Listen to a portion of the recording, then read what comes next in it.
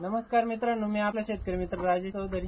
मित्रांनो, माझी शेती युट्यूब चॅनलवरती आपलं स्वागत आहे. आजचा आपल्या व्हिडिओचा मुद्दा असा आहे की जी शेतीसाठी जीवाणूवर्धक स्लरी ठरलेली ती आपण या व्हिडिओमध्ये जाणून घेणार आहोत. कशा पद्धतीने सेंद्रिय स्लरी किंवा जीवाणू स्लरी आपण जिला म्हणतो कशा पद्धतीने बनवली जाते हे आपण प्रॅक्टिकली कशा पद्धतीने तयार करणार आहे हे आज या व्हिडिओमध्ये जाणून घेणार आहोत. सर्वात पहिले तुम्ही आपल्या चॅनलवरती नवीन आला असाल तर आपल्या चॅनलला सबस्क्राईब करा आणि व्हिडिओला लाईक करा. तर मित्रांनो बघा, आपण या ठिकाणी हे शेण घेतलंय, गोमूत्र घेतलंय, बेसन पीठ घेतलंय, त्याच्यानंतर गुळ घेतला आणि एक माती घेतली.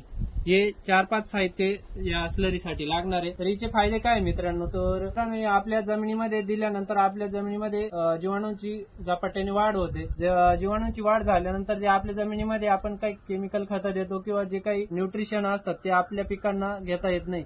तर ते फिक्सेशन झालेली ती खतं आहे हे जीवाणूंच्या मार्फत विघटन होतं त्यांचं, आणि ते विघटन झाल्यानंतर ते आपल्या पिकांना उपलब्ध होतात आणि आपल्या पिकांना वाढीसाठी, मुळांच्या वाढीसाठी देखील खूप लाभदायक आहे. आणि आपल्या जमिनीमध्ये सेंद्रिय कर्ब वाढवण्याचं देखील काम या ठिकाणी होतं. जो आपल्या जमिनीमध्ये अर्धवट कुजलेला पालापाचोळा असतो किंवा काही कडबा किंवा काही पालापाचोळा असतो, त्यांचं विघटन किंवा कुजवण्याचं काम देखील हे जीवाणू करतात. आपल्या पिकांचं हिरवेगारपणा, फुलं वाढवणे, फळांची साईज होणे, सर्वच या पिकासाठी लाभदायक अशी ही स्लरी आहे. हिचे कुठल्याही प्रकारचे साईड इफेक्ट किंवा तोटे नाहीये मित्रांनो. फक्त मित्रांनो, आपण सांगितल्याप्रमाणे जे योग्य प्रमाणात स्लरी बनवायची आणि ती आपल्या पिकांना आपल्या बुडाजवळ किंवा आपल्या पिकाच्या मुळांच्या सानिध्यात जाईल अशा पद्धतीने द्यायचंय. आणि मित्रांनो, या ठिकाणी आपण हे शेण घेतलंय. हे शेण आपण साधारणतः 200 लिटरसाठी तर सर्वात पहिले आपण या ठिकाणी 200 लिटरचं तिपडं घेतलंय.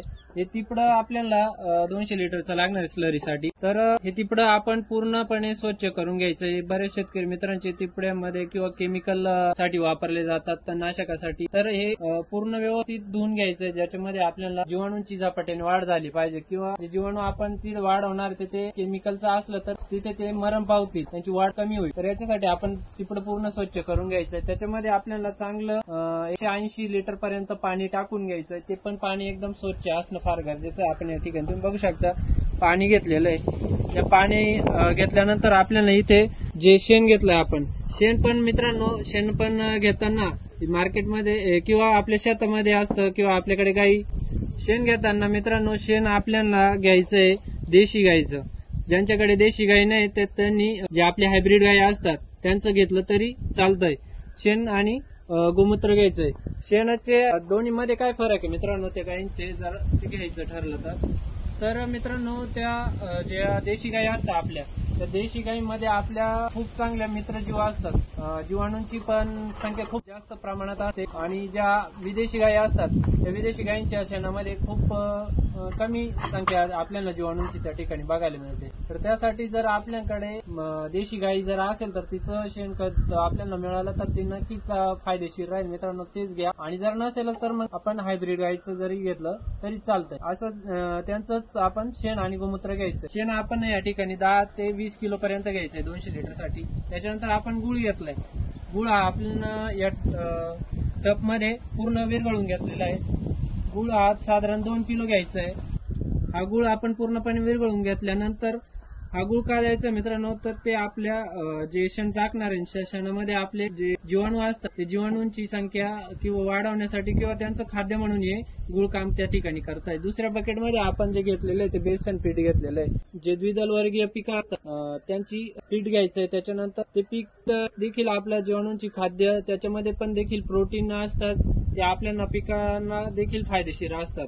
त्याच्यानंतर आपण इकडे गोमूत्र तर सांगितलंच, ते पण घ्यायचं 200 लिटरसाठी 10 ते 15 लिटर पर्यंत गोमूत्र घ्यायचं. त्याने आपल्या पिकाची पण वाढ होण्यास आणि हिरवेगारपणा वाढण्यास मदत होत असते. त्याच्यानंतर आपण या बकेटमध्ये माती घेतलेली आहे. याची माती घेताना खूप काळजी घेणं गरजेचं आहे मित्रांनो. ज्या ठिकाणी आपलं मोठं झाड आहे, जे आपल्या परिसरामध्ये मोठं झाड असतं त्या ठिकाणी त्या झाडाच्या सावलीतली माती घ्यायची. त्याचं कारण आहे मित्रांनो, त्या सावलीमध्ये जीवाणूंची वाढ झपाट्याने झालेली असते आणि जे आपल्या पिकांसाठी किंवा जमिनीसाठी चांगले जीवाणू असतात त्या जीवाणूंची त्या मातीमध्ये वाढ झाली आहे. आणि त्या ठिकाणी आपले कुठल्याही प्रकारचे जे केमिकल खतं असतात किंवा स्प्रे वगैरे ते गेलेले नसावेत. कारण आहे त्या ठिकाणी ज्या ठिकाणी अशा ठिकाणी खतं किंवा स्प्रे गेलेले नाही राहत त्या ठिकाणी आपल्या जमिनीमध्ये जीवाणूंची संख्या फार असते आणि तेच फायदेशीर असतात आपल्या पिकासाठी. तर ती माती घ्यायची आपल्याला 1 किलो साधारण. तर सर्वात पहिले आपण या आपल्या 200 लिटर तिपड्यामध्ये साधारणतः हे शेण हे टाकून घेणार आहोत.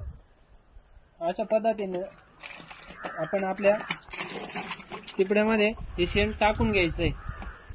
त्यानंतर आपल्याला हा जो गूळ आहे आपण पूर्णपणे विरघळून घेतलेला आहे 2 किलो साधारण या तिपड्यामध्ये टाकून घ्यायचंय. गूळ टाकल्यानंतर आपल्याला आता इथे बेसन पीठ आहे ते टाकून घ्यायचंय. पूर्ण भिजवून घ्यायचंय साधारण ते आपल्याला 5-10 लिटर मध्ये. आणि अशा पद्धतीने टाकून घेतल्यानंतर त्यानंतर मित्रांनो आपण गोमूत्र घ्यायचंय. ते गोमूत्र पण आपल्या टाकून घ्यायचंय. हा दुसरा ड्रम आपण टाकून घेतो. साधारण एक 10 ते 15 लिटर गोमूत्र टाक. त्यानंतर आपण ही जी माती आणलेली सर्व टाकल्यानंतर मित्रांनो आपण हे चांगल्या बांबूच्या साहाय्याने एक हलवून घ्यायचं मित्र. तर हलवताना देखील एक मेथड आहे मित्रांनो महत्त्वाची. हलवताना जो आपला घड्याळाच्या काट्याची दिशा असते त्या काट्याच्या दिशेनेच आपण हलवलं पाहिजे. आणि आपल्याला साधारण 7 ते 8 दिवस ठेवायची आहे. आणि त्यानंतर आपण ज्या पद्धतीने आपल्याला ड्रेंचिंग साठी वापरायचं असेल तर ड्रेंचिंग साठी देऊ शकतो आपण. ड्रेंचिंग साठी किंवा मग आपल्याला ड्रिपद्वारे जर सोडायचं असेल तर हे 7 दिवसानंतर व्यवस्थित एका फडक्यामध्ये गाळून घ्यायचे. आणि आपण आपल्या जर पिकाला तर याचे निश्चित खूप चांगले फायदे होतात. बरेच शेतकरी मित्र याच्यामध्ये अजून खतं देखील ऍड करतात. तर खतं ऍड करण्यापेक्षा मित्रांनो ते खतांनी आपल्या जीवाणूंची क्षमता किंवा जीवाणूंची वाढ खूप कमी प्रमाणात. तर मी असं सांगेल की आधी जे काही आपल्याला स्लरी ही बनवली आपण स्लरी आधी आपल्या पिकाला सोडून घ्यायची आणि त्या 5 ते 15 मिनिटांनं आपल्या पिकाला आपल्याला जे काही इतर खतं ते खतं देऊ शकतो. तर खतांचं विघटन होऊन आपल्या पिकात फास्ट प्रमाणात हे आपले जीवाणू उपलब्ध करून देतात. त्यानंतर दुसरी गोष्ट अशी की आपल्याला 7 दिवस ठेवायची. 7 दिवस ठेवायचंय तर मग हे दररोज आपण सकाळी आणि संध्याकाळी अशा पद्धतीने हलवून घ्यायचंय.